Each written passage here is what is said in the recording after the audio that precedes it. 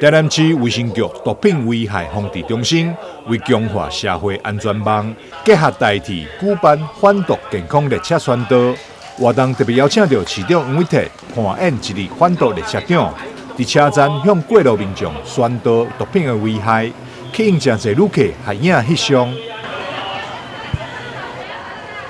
毒品危害，举世皆然，大家也都知道。只是问题是，还是有人，拒绝不了毒品的危害哈。那所以说，尤其是一些年轻人，或者是一些，受到压力比较大的成年人哈。所以我们觉得，这个反毒的工作不是只针对学生，也不是只针对特定的族群。我觉得反毒工作是全面的。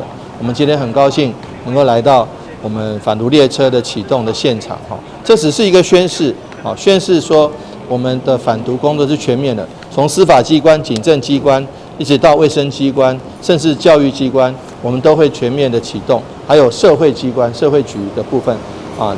所以呢，希望能够建构一个我们台南市的毒品的使用跟贩售是全国最低的这个目标，我们朝向这个目标而努力，也希望说反毒这个工作能够早日获得成功。那谢谢各位的，也谢谢台铁提供这么好的反毒列车，我们一起来为反对毒品的使用跟贩售而加油。卫生局长许玉玲希望透过这款宣导，让更多民众认识毒品的危害，并远离毒品。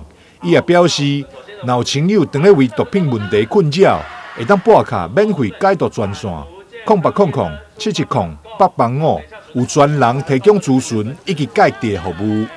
台南新闻张硕维采访报道。